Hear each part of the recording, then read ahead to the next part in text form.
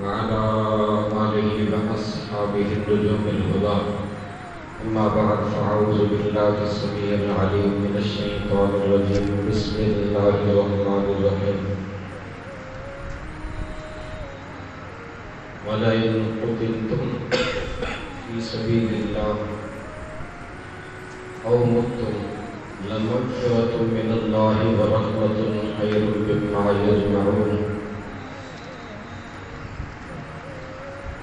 ولئن متم أو قتلتم لإلى الله تحشرون. صدق الله وصدق رسوله النبي الكريم الأمين الرؤوف الرحيم. اللهم رب اشرح لي صدري ويسر لي أمري واحلل عقدة من لساني يفقهوا قولي. إن الله وملائكته يصلون على النبي يا أيها الذين آمنوا صلوا عليه وسلموا تسليما. اللهم صل على سيدنا ومولانا محمد وأصحابه وأزواجه وآل سيدنا محمد وبارك وسلم. الصلاة والسلام عليك يا سيدي يا رسول الله. محبت اور شوق کے ساتھ پڑھیں الصلاة والسلام عليك يا حبيب الله. الصلاة والسلام عليك يا رحمة للعالمين وعلى آلك وأصحابك يا شفيع المذنبين يا صاحب الجمال ويا سيد البشر. من وجهك المنير لقد نور القمر لا يمكن الصناع كما كان حقه بعد الخدا بذل القصة مختصر. کریمہ ببخشا برحالما کہ ہستم اسیر گمند ہوا. ندار مغیرت کو فریاد رس کوئی آسیاں را خطا بخش بس. نگہدار مارا زراہ خطا خطا درگزار و صواب نما. اللہ رب ذوالجلال مالک ارض و سما کی جملہ حمد و تعریف. ہدیہ درود و سلام خاتم الانبیاء شافع روز جزا محبوب رب اکبر ساقی کوثر اپنے پیارے آقا و مولا صلی اللہ علیہ وسلم کی حسین ناظرین دل نشین محجوبین بارگاہ مقدس میں 7 شوال المکرم کے جمعۃ المبارک کی حاضری اللہ رب ذوالجلال اپنی حسین بارگاہ میں قبول و منظور فرمائے. قرآن و سنت کی روشنی میں حق سچ بیان کرنے کی توفیق عطا فرمانے کے بعد ہم سب کو اس پر عمل کی توفیق نصیب فرمائے. آمین ثم آمین. سن 3 ہجری 7 شوال المکرم اسلام اور کفر کے مابین دوسرا معرکہ برپا ہوا جس کو غزوہ احد کے نام سے جانا جاتا ہے. اتفاق سے آج تاریخ ہوئی ہے سید الانبیاء شافع روز جزا صلی اللہ علیہ وسلم کے جانثار غلاموں نے بدر کی وادی میں کفر کی پشت پر جو ضرب کاری لگائی تھی نا، پورا سال کافر اپنے زخم چاٹتے رہے اور انتقام کی آگ میں سلگتے رہے. بھرپور تیاری کے ساتھ اگلے سال کیونکہ 2 ہجری میں واقعہ بدر پیش آیا تو اگلے سال 7 شوال المکرم مدینہ طیبہ میں جبل احد کے دامن میں انہوں نے رسول اللہ صلی اللہ علیہ وسلم کے شیروں کے ساتھ پھر سے مقابلے کی ٹھان لی. میرے مکی مدنی آقا رحمت کونین صلی اللہ علیہ وسلم مسجد قباء تشریف لے گئے. وہاں پر سیدنا حضرت عباس بن عبد المطلب رضی اللہ عنہ کا قاصد آیا. پہلے بشیر رسول مدینہ طیبہ میں آیا، پوچھا رسول اللہ صلی اللہ علیہ وسلم کا، تو بتایا گیا کہ آپ قباء تشریف لے گئے. تو وہ سیدھا قباء پہنچا. قاری عیاض لکھتے ہیں جس وقت قباء میں وہ قاصد پہنچا، محبوب کائنات صلی اللہ علیہ وسلم نماز ادا فرما کر قباء کی مسجد سے باہر تشریف لا رہے تھے، اور ادھر سے اس قاصد نے جا کر رسول اللہ صلی اللہ علیہ وسلم کے سامنے ایک خط پیش کیا، جو خط لکھا تھا حضرت عباس رضی اللہ عنہ نے، جس میں یہ عبارت تحریر تھی کہ کافر اپنے بدر کے مقتولین کا بدلہ لینے کے لیے غصے کی آگ میں سلگتے ہوئے مکہ سے روانہ ہو چکے ہیں۔ محبوب کائنات صلی اللہ علیہ وسلم آپ اپنا دفاعی انتظام خود فرمائیں۔ حضور کے ساتھ صحابہ کرام جو تھے ان میں سے ایک کو وہ خط نبی علیہ السلام نے دیا، فرمایا کھولیے اس کو پڑھیے۔ اب سیرت کی کتب بتاتی ہیں جس وقت اس صحابی نے جو ہی وہ خط کھولا، لفافہ کھولا، اس خط کے متن پر جب اس کی نظر پڑی تو اس کے چہرے کا رنگ فاق ہو گیا۔ رسول اللہ صلی اللہ علیہ وسلم سمجھ گئے، فرمایا پھر فور بند کر دیجئے، اس خط کو مجمع عام میں نہیں پڑھا جائے گا۔ حضرت سعد ابن ربیع رضی اللہ تعالیٰ عنہ فرماتے ہیں میں قریب کھڑا تھا، میرے مکی مدنی آقا صلی اللہ علیہ وسلم نے فرمایا سعد تیرے گھر میں کوئی آئے؟ میں عرض کیا کوئی نہیں سوائے میری بیوی۔ فرماتے ہیں رسول اللہ صلی اللہ علیہ وسلم نے فرمایا چلیے گھر چلتے۔ جب گھر تشریف لے آئے رحمت والے نبی صلی اللہ علیہ وسلم نے فرمایا اب خط کھولی اور پڑھی۔ جب اس خط کو کھول کر پڑھا گیا تو حضرت عباس کی وہ تحریر تھی کہ آپ فی الفور اپنا انتظام کیجئے، کافر مکہ سے روانہ ہو چکے ہیں، لہذا ان کے پہنچنے سے قبل آپ صلی اللہ علیہ وسلم اپنا بھی انتظام فرما لیں۔ میرے آقا کریم صلی اللہ علیہ وسلم نے سعد ابن ربیع سے فرمایا سعد تیرے اس مکان کی چار دیواری سے باہر یہ راز نہ جائے، اس کو راز ہی رکھا جائے، کسی کو نہیں بتائیں گے۔ جنگی حکمت عملی ہوتی ہیں، اور میرے آقا صلی اللہ علیہ وسلم تو نبی الملاحم بن کے آئے نا۔ غزوات 27 غزووں میں بلفظ نفیس تشریف لے گئے۔ آپ کے زمانہ ظاہری کے اندر 82 جنگیں اصحاب رسول نے لڑی، ان 82 جنگوں میں سے 27 غزوے ہیں۔ غزوہ کہتے ہی اس جنگ کو ہیں جس میں رحمت کونین صلی اللہ علیہ وسلم کی اپنی حاضری ہو۔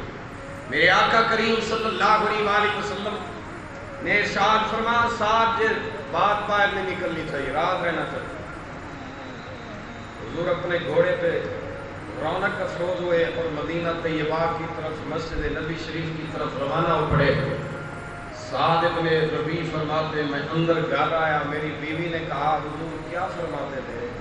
میں نے کہا تجھے اس بات سے کیا، سرکار جو فرماتے تجھے اس سے کیا؟ اس نے کہا نہیں میں نے سن لی ہے وہ بات، جو کچھ رسول اللہ صلی اللہ علیہ وسلم نے فرمایا میری کانوں نے اسے سنا۔ سعد ابن ربیع فرماتے ہیں میں نے ایک لمحہ توقف نہیں کیا، ہاتھ پکڑا حضور کی سواری کے پیچھے میں چل پڑا۔ رحمت والے پاک نبی صلی اللہ علیہ وسلم نے آتے دیکھا تو سواری روک لی، فرمایا کیا بات ہے؟ یا رسول اللہ صلی اللہ علیہ وسلم آپ نے مجھے نصیحت کی، وصیت کی کہ آپ کا راز رہے، یہ تو میری بیوی نے سن لیا ہے جو کچھ آپ نے فرمایا۔ کل اگر مدینہ طیبہ میں یہ راز افشا ہو جائے میں کیا منہ دکھاؤں گا صاحب رسول میں؟ محبوب پیش کی معافی چاہتا ہوں، اس پر جو مواخذہ کرنا چاہیں آپ فرما لیں۔ کونین کے تاجدار، ساری امت کے غمخوار آقا صلی اللہ علیہ وسلم نے فرمایا چھوڑیے نا صاحب، معاف کر دیجیے، اس نے سن لی ہے تو کوئی بات نہیں۔ ہمیں یقین ہے آپ بھی رازدار ہیں، آپ کی اہلیہ بھی رازدار ہے، لہذا ہماری وصیت پر نصیحت پر عمل کیا جائے گا۔ پاک نبی مدنی آقا صلی اللہ علیہ وسلم نے آ کر صحابہ کرام سے پھر مشورہ فرمایا۔ کچھ کی رائے تھی کہ مدینۃ الرسول ہی کے مقدس شہر میں اپنا دفاعی انتظام کیا جائے، خواتین کو ایک محلے میں جمع کر لیا جائے اور مرد حضرات شہر رسول ہی میں رہتے ہوئے اپنا دفاعی جنگ لڑے۔ لیکن کچھ اصحاب رسول کی خواہش تھی نہیں، جنگیں میدانوں میں ہوتی ہیں، لہذا میدان میں نکل کر لڑا جاتا ہے۔ کریم آقا صلی اللہ علیہ وسلم اندر تشریف لے گئے، جمعے کا دن تھا۔ پاک نبی مدنی آقا صلی اللہ علیہ وسلم نے حجرہ محترمہ میں آ کر اپنا وہ جنگی لباس زیب تن فرمایا، اور وہ زرہ، وہ ڈھال اور اپنی وہ مبارک تلوار اپنے گلے میں لچکا کر حضور جب مسجد نبی شریف میں تشریف لے آئے، صحابہ فرماتے ہیں ہم نے دیکھا کہ اس غزوے کے لیے تو حضور پہلے سے تیار ہو کے، ہم سے پہلے تیار ہو کے آئے، اور ارشاد فرما زبان نبوت سے، میرے غلاموں یہ عرش والے کا حکم ہے، نبی جب لباس جنگ زیب تن کر لے اس وقت تک اتارنا اس کے لیے جائز نہیں جب تک دشمن سے قتال نہ کرے۔ لہذا صحابہ تیاری کرو، صحابہ رسول نے تیاری پکڑی۔ امام الانبیاء صلی اللہ علیہ وسلم کے وہ عظیم الشان صحابہ قرآن جن کو رضی اللہ عنہم ورضوا عنہ، وہ عظیم الشان صحابہ جن کو رب اپنی جماعت کہے، کوئی پارٹی سے تعلق رکھے، کوئی کسی پارٹی سے تعلق رکھے، صحابہ تمہاری عظمت کو ہم سلامی پیش کرتے ہیں۔ رب فرماتا ہے یہ پارٹی میری ہے، اولئک حزب اللہ، یہ میری جماعت ہے، یہ میرا لشکر ہے۔ رسول اللہ صلی اللہ علیہ وسلم کا مقدس لشکر، یہ اللہ کا لشکر۔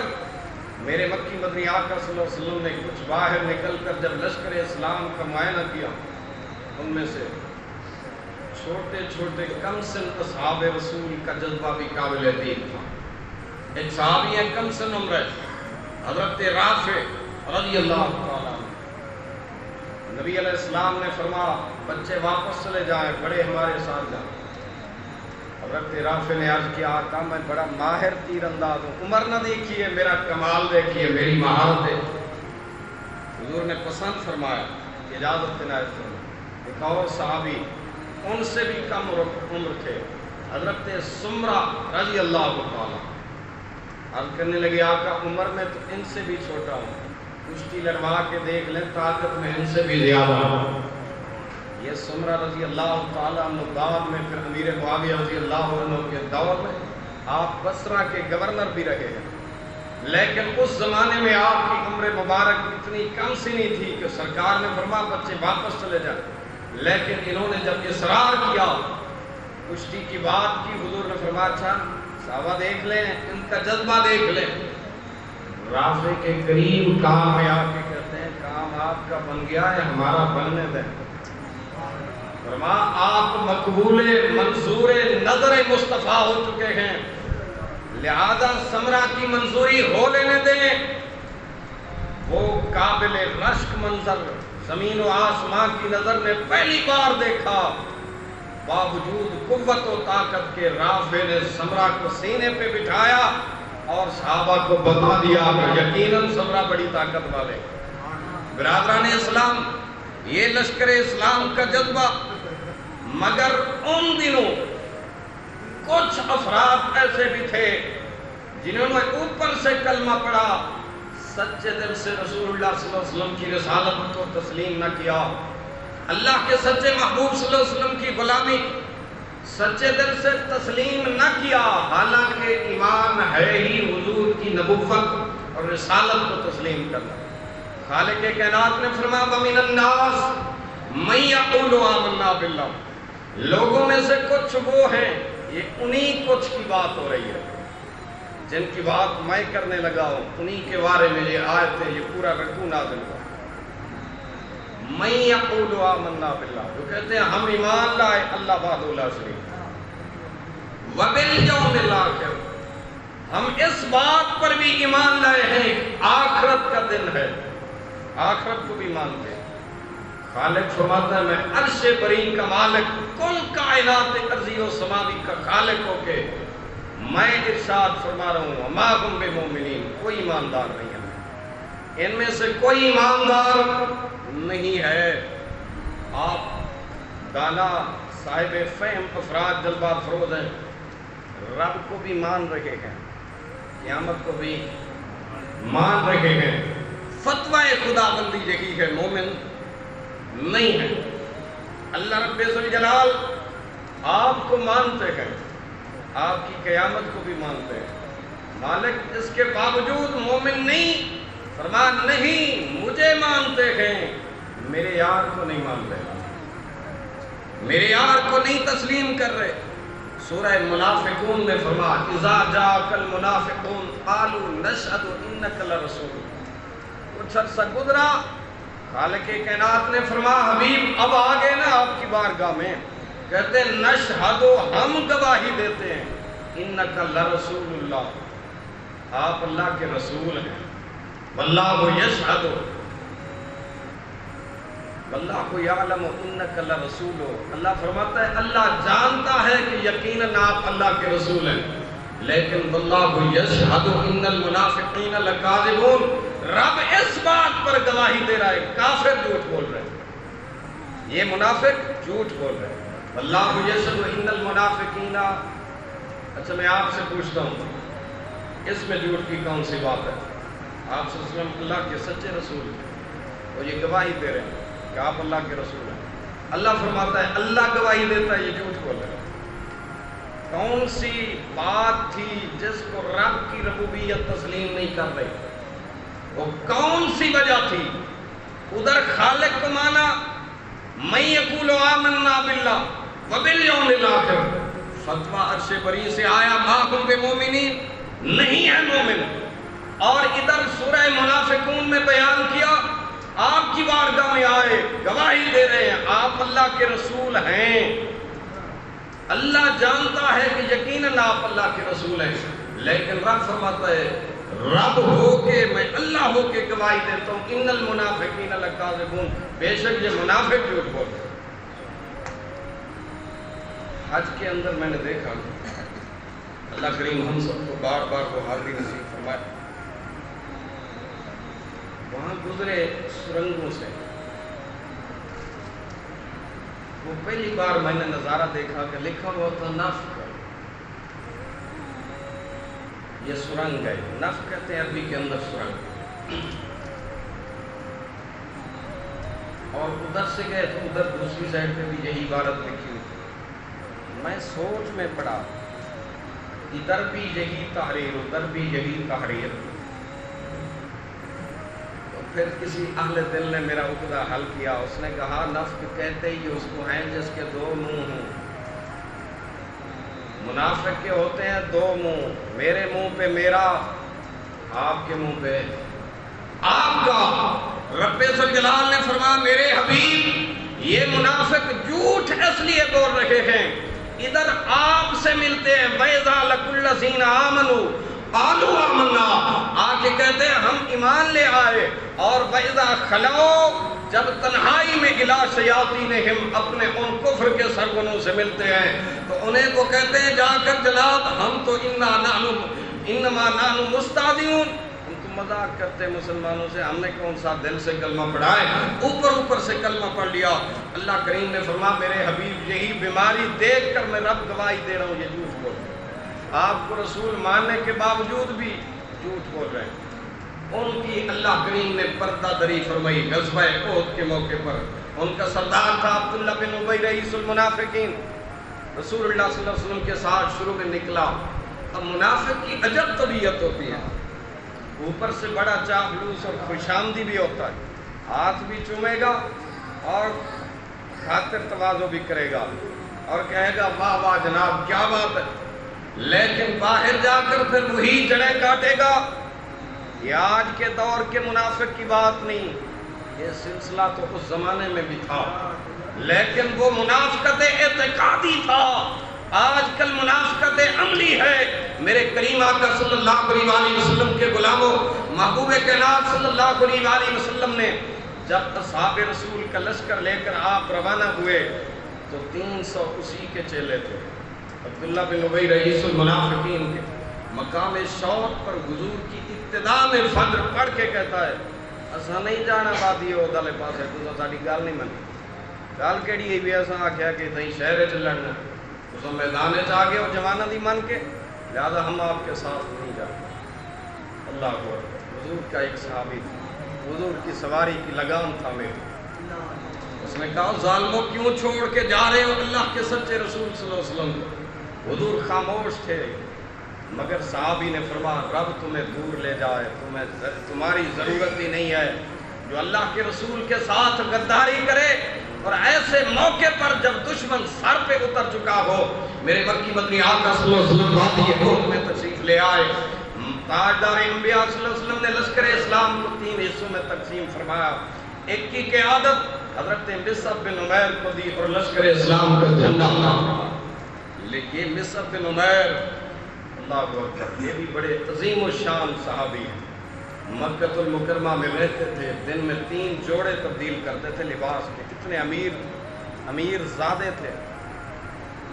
زندگی میں یہ مبالغہ آئی نہیں، میں نے سیرت کی کتب کو کھنگال کے پڑھا ہے، جو لباس ایک بار پہنا دوبارہ نہیں پہنتے، اتنے امیر و کبیر شخص تھے۔ حضور کی دعوت پر اسلام قبول کیا، پہلے مبلغ اسلام ہیں جو مدینہ طیبہ میں حضور کے دین کے دائی بن کے آئے۔ مصعب بن عمیر رضی اللہ تعالیٰ لشکر اسلام کا جھنڈا عطا فرمایا۔ میرے آقا کریم صلی اللہ علیہ وسلم نے دوسرا دستہ دیا حضرت حمزہ ابن عبد المطلب رضی اللہ تعالیٰ۔ تیسرا دستہ 50 جانبازوں پر، ماہر تیر اندازوں پر مشتمل حضرت عبداللہ بن جبیر رضی اللہ تعالیٰ۔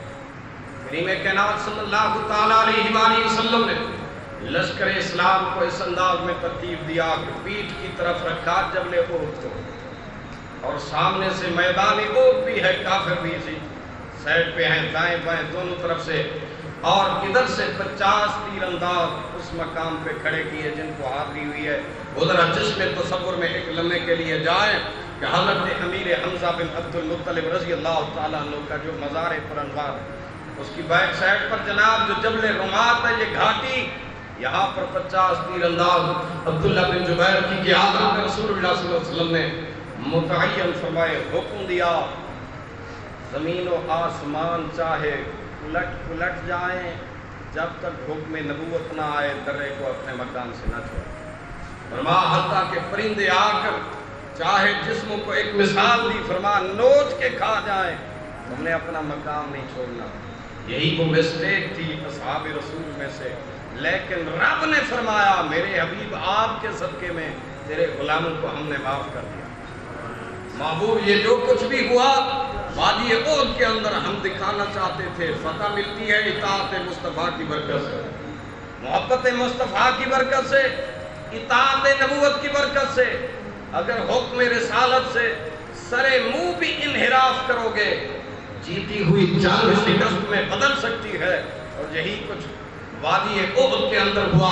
میرے مکی مدنی آقا صلی اللہ تعالیٰ علیہ وآلہ وسلم نے لشکر اسلام کو ترتیب دیا۔ کفار کی طرف سے طلحہ بن طلحہ بہت بڑے مکی سردار تھے قریش میں سے، وہ مقابلے کے لیے نکلا، حضور کے چچا سب سے اول نکلے۔ یہ کون تھے؟ حضرت حمزہ اسد اللہ و اسد رسول۔ وقت نہیں ہے ان کی شہادت انشاءاللہ زندگی رہی تو اگلے جمعے کریں۔ حضرت حمزہ رضی اللہ تعالیٰ عنہ نے دشمن نے مقابل طلب کیا، آپ تشریف لے آئے۔ دشمن نے وار کیا، آپ نے وار کو جنگی مہارت کے ساتھ اپنے تلوار کو ڈھال پہ روکا۔ جب آپ نے دفاعی وار کیا، دشمن کی گردن کو کاٹتے ہوئے جناب والا وجود کے 2 حصے کر دیے۔ حضرت امیر حمزہ کے مقابلے میں پھر اس کا بھائی آیا عثمان نام کا، جناب حضرت حمزہ رضی اللہ تعالیٰ عنہ کو پھر اس کے مقابلے میں تشریف لے گئے، حتیٰ کہ چند ہی منٹوں کے اندر میدان جنگ مسلمانوں کے حصے میں آ گئے۔ یعنی کہ صحابہ کرام کو نظر آ گیا ہم دشمن سے جنگ جیت چکے ہیں، 3000 کا لشکر ہے کافروں کا، 700 اصحاب رسول ہیں، مگر 700 کا پلہ اللہ کریم نے بھاری فرما دی۔ وہ جو 50 تیر انداز تھے جبل رمات پر، ان میں سے ایک روایت کے مطابق 40 نے، ایک روایت کے مطابق 48 نے کہا عبداللہ بن جبیر سے، جناب مراد رسول یہ تھی جنگ کی فتح مل گئی ہے، کافر میدان چھوڑ کے بھاگ رہے ہیں، مال غنیمت صحابہ سمیٹ رہے ہیں، ہم بھی حصہ لے رہے ہیں۔ رسول اللہ صلی اللہ علیہ وسلم کا وہ حکم شیطان نے وہ حکم بھلا دیا۔ اللہ کریم فرماتا ہے شیطان تمہیں بھلاتا ہے لیکن رب تمہیں شیطان کے وار سے بچاتا ہے۔ برادران اسلام، حضرت عبداللہ بن جبیر کھڑے رہے، فرمایا میں تو انحراف نہیں، میرے آقا کا حکم ہے، اور کھڑا بھی اس لیے کیا تھا کہ خالد بن ولید بعد میں رضی اللہ عنہ ورضوا عنہ کا تاج پایا، تم گئے امتیاز پایا۔ میرے رسول نے فرمایا خالد جیسے جوان مائیں روز روز نہیں جنم دیا کر۔ یہ وہ جنگی مہارت رکھنے والا عظیم الشان جو بعد میں پھر رسول اللہ کا سچا غلام بنا تو 120 جنگوں میں فتح ہی فتح پائی ہے خالد بن ولید رضی اللہ تعالیٰ عنہ نے۔ لیکن اس وقت کافروں کی طرف سے 200 گھوڑ سواروں کا دستہ لے کر یہیں جبل رماد کی طرف سے اس کی بیک سائڈ پر پیچھے سے آ کر پہلے انہیں تیر انداز جو باقی کھڑے تھے ان کو شہید کیا۔ اس کے بعد پھر صحابہ کرام کے لشکر پہ ٹوٹ پڑے، حتیٰ کہ لشکر اسلام بیچو بیچ آ گیا۔ اب پتہ ہی نہیں چل رہا قرآن وہ منظر کشی کرتا ہے، اِذْ تُصْعِدُونَ وَلَا تَلْوُونَ عَلَىٰ أَحَدٍ وَالرَّسُولُ يَدْعُوكُمْ فِي أُخْرَاكُمْ فَأَصَابَكُمْ غَمٌّ بِغَمٍّ لِكَيْلَا۔ ادھر سے ایک کافر نے بشکل شیطان خبر اڑائی، الآن قد قتل محمد صلی اللہ علیہ وسلم، کہ معاذ اللہ حضور کو شہید کر دیا گیا ہے۔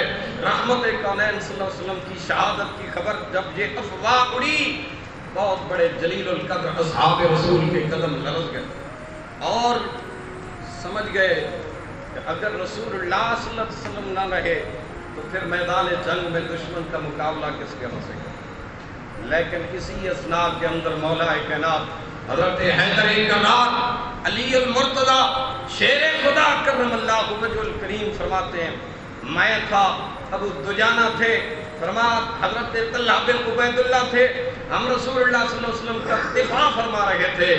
فرمایا جسم پر کافروں کی طرف سے تیر و تلوار برس رہے تھے۔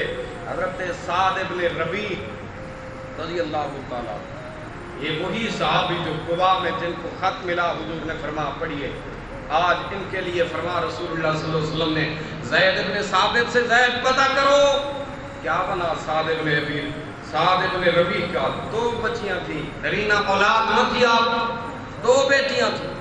سعد ابن ربیع میدان احد کے اندر ہیں، زید ابن ثابت فرماتے مجھے رسول اللہ صلی اللہ علیہ وسلم نے بھیجا اور ایک جملہ ارشاد فرما، فَبَعَثَنِي رسول اللہ صلی اللہ علیہ وسلم۔ یہ وہ جملے ہیں جو زبان نبوت سے نکلے ہیں، ہم تک پہنچے۔ فرما مجھے بھیجا اللہ کے سچے حبیب صلی اللہ علیہ وسلم نے، اور محبوب کریم صلی اللہ علیہ وسلم نے ارشاد فرما جاؤ زید ابن ثابت فطلب سعد ابن ربیع، فرما پتہ کرو سارے یار سعد ابن ربیع دا پتہ کرو ان کی کیا حالت ہے۔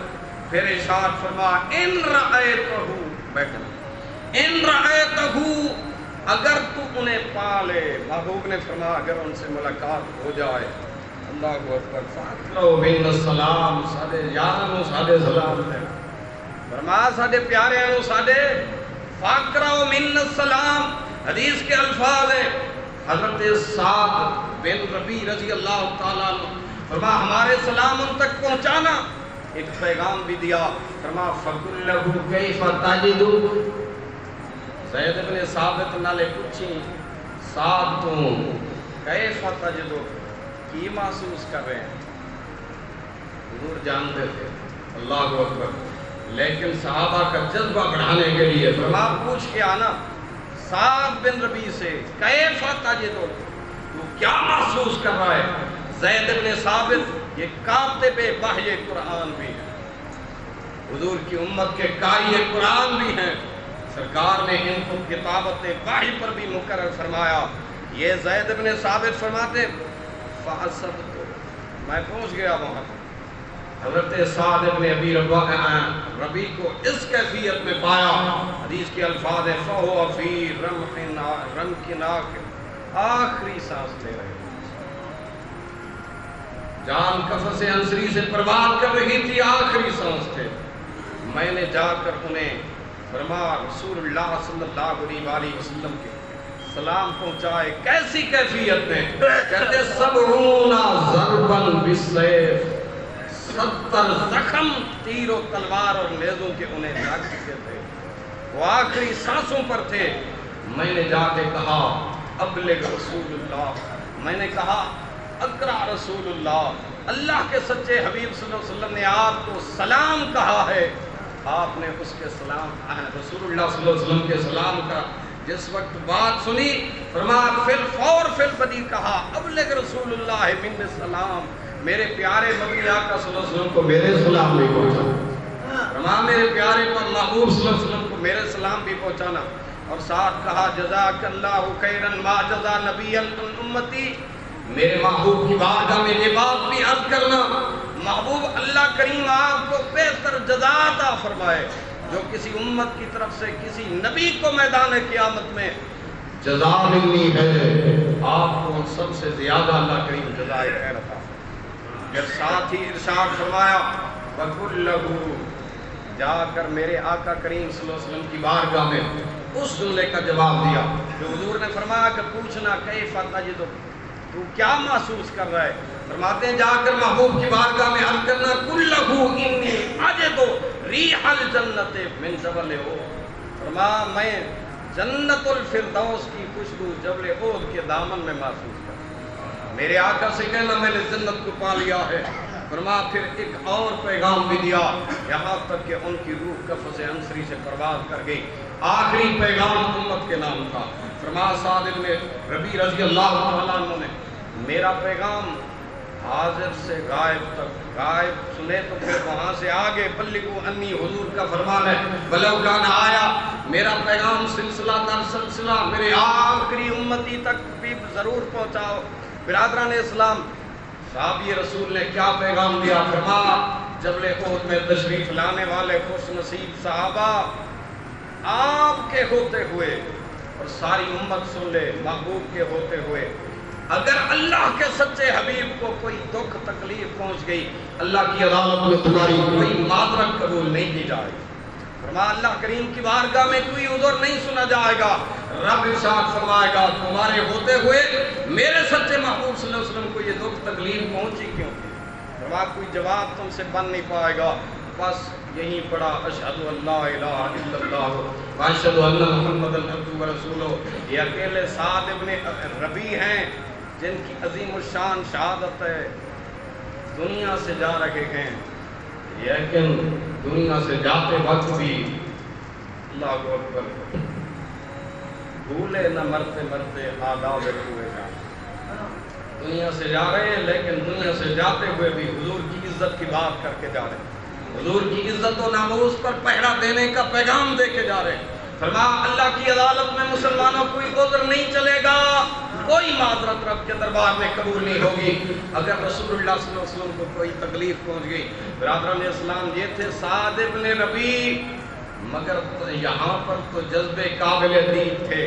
ابو دجانہ کہتے ہیں رسول اللہ صلی اللہ علیہ وسلم نے فضا میں تلوار لہرائی اور فرمایا مل حق، کون ہے جو اس کا حق ادا کرے؟ فرماتے ہیں اکابر صحابہ آگے بڑھے، انہی میں سے میں بھی آگے بڑھا. میں نے عرض کیا آقا اس کا کیا حق ہے؟ فرمایا اس کا حق یہ ہے کہ دشمن پر اتنا چلایا جائے، یہ تلوار اتنی چلائی جائے کہ حتیٰ کہ ٹیڑھی ہو جائے. میرے دشمنوں پر یہ تلوار اتنی برسائی جائے یہ ٹیڑھی ہو جائے، لیکن خبردار کسی خاتون پر نہ چلائی جائے. فرمایا میں وادی احد کے اندر لڑتے لڑتے میں نے بے شمار کافر جہنم رسید کیے. ایک مقام پہ میں باہر کرنے ہی والا تھا، ایک چیخ کی آواز بلند ہوئی. میں نے غور کیا تو وہ ہند کی آواز تھی. بعد میں حضرت ہندہ رضی اللہ تعالی عنہا کے نام سے مشہور صحابیہ رسول بنی. اللہ نے وہ جرم بھی معاف کر دیے قرآن اور صاحب قرآن کی برکت سے، امام کی برکت سے. اور یہی وہ عورت تھی جس نے رسول اللہ صلی اللہ علیہ وسلم کے چچا امیر حمزہ رضی اللہ تعالی عنہ کا کلیجہ مبارک چبایا تھا. میرے رحمت والے پاک نبی نے فرمایا صحابہ میری بات سن لینا، جس کے وجود میں حمزہ کے وجود کا کوئی حصہ ایک قطرہ بھی گیا ہے تو اللہ نے اس پر جہنم کی آگ کو حرام کرا دیا. یہی برکت تھی حضرت امیر حمزہ رضی اللہ تعالیٰ عنہ کے کلیجہ پاک کی کہ ایک ذرہ اس کے پیٹ میں اترا، حضور نے فرمایا یہ بے ایمان ہو کے مر نہیں سکتی، فرمایا اللہ اس کو موت سے پہلے ایمان کی دولت ضرور عطا فرمائے۔ برادران اسلام، حضرت سیدنا طلحہ فرماتے ہیں میں نے بھی اس جنگ میں شرکت کی، میرے دونوں ہاتھ شل ہو گئے دفاع رسول۔ حضرت حیدر کرار فرماتے ہیں ابو دجانہ کو میں نے دیکھا اتنا لڑ رہے تھے حضور کے دفاع میں، جب کفار کا مین ٹارگٹ ہی ذات نبوت تھی، فرمایا اس وقت اتنے تیر حضرت ابو دجانہ پہ برسائے گئے، فرمایا یہ جو ایک جانور ہے کانٹوں والا کیا دے سے، فرمایا یہی منظر تھا وجود ابو دجانہ کا، اتنے تیر لگ چکے تھے جیسا وہ سے کے کانٹے ہوتے ہیں، فرمایا اتنے تیر حضرت ابو دجانہ رضی اللہ عنہ کا وجود یہ منظر پیش کر رہا تھا۔ لیکن طلحہ فرماتے ہیں میں نے امام الانبیاء صلی اللہ علیہ وسلم کا دفاع کیا، کس انداز میں، ہاتھ تو شل ہو گئے، میں نے چہرہ پیش کر کے رسول اللہ صلی اللہ علیہ وسلم کا دفاع کیا۔ کہ حضور کی بارگاہ میں جو دفاع کرے نوازا کیسے نہ جائے۔ یہ تو دربار نبوت ہے، نہ ملتا ہے کیا مدینے میں ایک بار جا کے دے، کیسے غلاموں کو نوازتے ہیں یہ تو کبھی آزما کے دیکھ۔ برادران اسلام، دور کی بات کیوں کریں، یہ پچھلے ہفتے کی بات ہے، رمضان شریف کے آخری عشاء کی، وہ ایک ان پڑھ بلوچی جوان، آپ نے سوشل میڈیا پہ جس کو دیکھا، جناب والا وہ در رسول پہ پہنچا، 15 سال تک زاد راہ جوڑتے ہوئے، بلوچستان حب کی سرزمین سے تعلق رکھنے والا وہ سفید ریش بزرگ 15 سال تک اپنی بکریاں نہیں لوگوں سے حصے پہ لے لے کر چراتا رہا، جو بھی وہاں سے وصول ہوتا وہ جوڑتا رہا۔ تمنا تھی، انگڑائی تھی دل میں، در رسول کی موت سے قبل حاضری نصیب ہو جائے، موت سے قبل در یار پر سلامی نصیب ہو جائے۔ خالق کائنات کے اس بندے نے اس تمنا کو ہمیشہ پالے رکھا، تمنا پلتا رہا، خواہشیں انگڑائیاں لیتی رہی، مگر جس وقت جو وقت مقبولیت اور حاضری کا ہوتا ہے بندہ اسی وقت حاضر ہوتا ہے۔ برادران اسلام، ایک وقت وہ آیا کہ وہ کہتے ہیں کہ پرویز مشرف کے دور سے میں نے پاسپورٹ بنوایا، کوشش کی، زادرہ پورا نہ ہوا، نہ جا سکا، پاسپورٹ ایکسپائر ہو گیا، لیکن پھر کوشش کرتا رہا، زادرہ پورا ہوا تو کرونا کی وبا آئی، دروازے بند ہو گئے، حاضریاں بند ہو گئی، پھر جناب والا وہ سلسلہ چلتا رہا، بالآخر 2023 کے ماہ رمضان میں ایک صبح ایسی بھی آئی کہ وہ در رسول کا مظاہر حضور کے دبانے پہ۔ اب دیکھیے تو صحیح، جس وقت وہ یہاں سے جاتا ہے، یہاں کا ایجنٹ کہتا ہے رہائش میرے پاس نہیں ہے، رش اتنا ہے جناب، آپ کو ٹرانسپورٹ دے کر مکہ المکرمہ مدینہ طیبہ تک پہنچایا تو جائے گا۔ اس نے کہا رہائش کا جس کے پاس جا رہے ہیں وہیں سے انتظام بھی ہو جائے گا۔ جہاں پہ جا کے بیٹھے، جو کپڑوں کا بیگ تھا وہ بھی وہیں بھول گئے۔ یہ وہ وقت تھا جب اللہ کے سچے رسول کا وہ عاشق صادق زمینی میڈیا پہ نہیں، میرے دل کا وجدان یہ کہہ رہا ہے، آسمانی دنیا پہ کلیکٹ ہو گیا۔ جب اس کا بیگ وہ کپڑوں کا جناب والا وہ سب کچھ زادرہ کھو بیٹھا تو آسمانی دنیا پہ جبریل امین کو حکم ملا، جبریل اس کی مقبولیت تامہ کا اعلان عرشوں پہ کر دے اور اس کی مقبولیت کے جھنڈے زمین پہ بلند کر دے۔ آج دنیا بھر کا میڈیا، عرب و عجم کا میڈیا جناب اسی بزرگ کی اسی کچی جھونپڑی جو چند تنکوں سے بنی ہے، آپ دیکھ لیں، یہ سب کچھ وہاں پر لوگ جا رہے ہیں اس بزرگ سے دعائیں کروانے اور ملنے کے لیے۔ جناب والا یہ مقبولیت کب کسی کے حصے میں آتی ہے؟ جب مدینے والا کرم فرماتا ہے، مالک راضی ہو۔ برادران اسلام، سچی محبت ہو، سچا اخلاص ہو تو رب کائنات جل مجدہ الکریم پھر ایسے نوازتا ہے کہ عرش بری پہ اعلان ہوتا ہے قل اللہم مالک الملک تؤتی الملک من تشاء وتنزع الملک ممن تشاء وتعز من تشاء وتذل من تشاء۔ آج عرب کے شیوخ جناب سلامیاں بھیج رہے ہیں، پیغام دے رہے ہیں، واپس آ جاؤ نا، حج کروائیں آپ کو۔ کبھی تو تمنا تھی کہ جناب 15 سال تک ایک دام جوڑ کے در رسول کی حاضری کی، مگر وہ معصومانہ انداز بھی اس کا قابل دید ہے۔ جب حضور کی دہلیز پر وہ بغیر جوتے کے جناب ننگے پاؤں وہاں پر حاضری دے رہا ہے، بلکہ جو اس کی رپورٹ تھی وہ لی میڈیا والوں نے، اس نے کہا 3 دن تک میں قبر رسول تلاش کرتا رہا مدینۃ الرسول میں، مسجد نبوی شریف میں۔ اتنا بڑا سادہ سا مزاج، یعنی پنجابی چاہتے ہو نا جناب شودا جہاں بندہ، لیکن 3 دن تک قبر رسول۔ کہا میں ریاض الجنت کی سائٹ پہ جاؤں تو شرطے روک لیں، پولیس والے جانے نہ دیں۔ بلاخر ایک دن الجھ پڑا، میں نے کہا میں تو صدیوں سے یہ تمنا پال کے آیا ہوں، تم یار کی دہلیز تک رسائی کیوں نہیں دے رہے؟ کہا ادھر سے بس یہ تمنا اس بارگاہ مصطفی میں ایسی مقبول ہوئی کہ خلاق کے لم جزل نے پاکستان کی واپسی سے پہلے اس کو عرب کی دنیا کے میڈیا پر مشہور معروف کر دیا۔ برادران اسلام، یہ محبت مصطفیٰ کریم صلی اللہ علیہ وسلم ضروری نہیں کہ بندہ پڑھا لکھا ہو تو اس کے سینے میں ہو، یہ تو ان پڑھوں کے سینہ میں بھی ذات رسول کی محبت اللہ کریم نے جلوہ افروز فرما دی ہے۔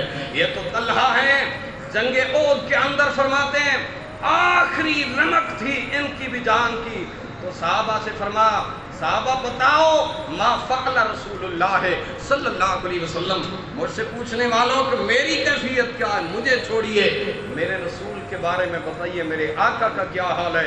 فاروق اعظم فرماتے ہیں حضور خیریت سے ہیں، تو حضرت طلحہ بن عبید اللہ فرماتے ہیں کل مصیبت بعدک جللو، فرما ہر مصیبت ہے چاہے حضور سلامت ہے میری کل کائنات سلامت ہے، فرما حضور سلامت ہے تو میری پتہ چلا ایمان نامی محبت مصطفیٰ کا، ایمان نامی معرفت مصطفیٰ کا ہے۔ حضور کی محبت آ جائے، اللہ کی وحدانیت والا نعرہ بھی قبول ہے، توحید کا اقرار بھی قبول ہے، آخرت پر یقین رکھنے کا دعویٰ بھی قبول ہے۔ اگر حضور کی محبت نہیں ہے، بغیر عشق مصطفیٰ کے یہ دعوے کرتا پھرے، اللہ کریم فرماتا ہے وَمَا هُمْ بِمُؤْمِنِينَ، میری بارگاہ کا راندہ ہے، میں اعلان کر رہا ہوں اس کا کوئی ایمان قبول نہیں ہے۔ ایمان ہے ہی حب مصطفیٰ کا نام۔ اقبال آپ کلندر لاہوری ہیں، ذرا آپ بھی ترجمانی کریں، میرے ملک کے واسی آپ کو ذرا تھوڑا سا جانتے ہیں، آپ اپنی بولی میں سمجھائیں۔ اقبال کہتے ہیں روح قرآن مغز قرآن روح ایمان جان دین، باری چوک تو صدقے بنے۔ اقبال کہتے ہیں روح قرآن مغز قرآن روح ایمان جان دین حسب حب رحمت للعالمین۔ اقبال کہتے ہیں ویسے تو میں نہیں گیا در رسول پر، لیکن بطور ادب کے میں تصوراتی دنیا میں در رسول پر میں پہنچا۔ کمال جملہ کہا اقبال نے کہ خیال راہ عدم سے ہوا اقبال تیرے در پہ حاضر۔ اقبال کہتے ہیں میں محبوب کے پاک در پر تصوراتی دنیا میں گیا تو حضور کی چوکھٹ پہ میں نے سر رکھا۔ کہتے ہیں اس وقت حکومت تھی عبدالعزیز بن آل سعود کی، اس نے آ کر مجھے خیالاتی دنیا میں پکڑ کے جھنجھوڑا۔ اقبال یہ کیا کر رہا ہے؟ میں نے کہا سجود نیست یا شیخ حرم، میں سجدہ نہیں کر رہا، میں تو در رسول کے آداب بجا رہا۔ اقبال نے کمال نکتہ کہا میں سجدہ نہیں کر رہا، میں ان پلکوں سے در یار کی صفائی کر رہا ہوں۔ فرمایا میں یہ جو نگاہ پر پلکیں ہیں نا، ان پلکوں سے میں در حبیب کی اس راہ گزر کی صفائی کر رہا ہوں۔ برادران اسلام، اگر ایسی محبت آ جائے تو پھر اللہ کریم ممبر و محراب پر تذکرے ان لوگوں کے کروا دیتا ہے۔ رب کائنات پھر اپنے بندوں کی زبانی ان کی بندگی کے اعلان کروا دیتا ہے۔ شرط یہ ہے محبت ہو۔ اللہ اکبر۔ موم اور دھاگا، یہ موم بتی جلاتے ہیں نا، آپس میں ان کا گہرا رابطہ ہے۔ دھاگے آکھیا مومنو دست سی لگی اگ مینو سڑنا میں ہے سی سردی تو جاتی۔ دھاگے آکھیا مومنو لگی اگ مینو، آگ لگاتے ہیں نا، آگ دھاگے نہ لینے چھتے وہ نکلے آؤں گا۔ دھاگے آکھیا مومنو سڑنا لگی اگ مینو سڑنا میں ہے سی سردی تو جاندی۔ موم کیا سلیم سمجھو نائی اتھے جت کے بھی بازی ہر جائی دائے جنہوں من دے وچ بسا لئیے انہوں سیک بھی پہنچے تو مر جائیتا فرمایا یہ اندر جو میں جس کے من میں ہوں، اب منہ نے کہا جو دھاگا میرے من کے اندر آ چکا اسی کو تو سیک ہے، اب اس کے سیک لگنے سے میں نے اپنے آپ کو فنا کر دیا۔ یہ ہے محبت رسول کہ حرمت رسول پر امت مصطفیٰ کبھی کمپرومائز نہ کرے۔ حرمت رسول وہ عظیم ترین اللہ کی بارگاہ میں پسندیدہ عمل ہے۔ اقبال کہتے ہیں وہ فاقہ کس جو موت سے ڈرتا نہیں ذرا، یہ فرنگی چال ہے کہ روح محمدی اس کے بدن سے نکال دے۔ انگریزوں نے ہر کوشش کر کے دیکھ لی، ناکام رہے، بالآخر اقبال بتا گئے۔ اقبال نے کہا میں نے یورپ دیکھا، انگلستان دیکھا، میں نے فرنگیوں کے پاس جا کر جناب وہاں پڑھ کے دیکھا، میں نے کچھ نہیں دیکھا۔ فرمایا میں نے رسول اللہ صلی اللہ علیہ وسلم کی عزت اور حرمت کو جب بھی دیکھا، اقبال کہتے ہیں سرما ہے میری آنکھ کا خاک مدینہ و نجف۔ فرمایا یہ لوگ کہتے ہیں جناب وہاں اتنی ترقی اتنی ترقی اتنی ترقی، میں اقبال بتا رہا ہوں امت مسلمہ کو، امت مسلمہ اگر عروج پہ رہنا چاہو گے تو سرما ہے میری آنکھ کا خاک مدینہ و نجف، خاک مدینہ و نجف کو اپنی آنکھ کا سرما بنا لو، انشاءاللہ یہ خیرات قیامت تک آپ کو ملتی رہے گی۔ اللہ کریم ہم سب کو اعمال خیر کی توفیق عطا فرمائے۔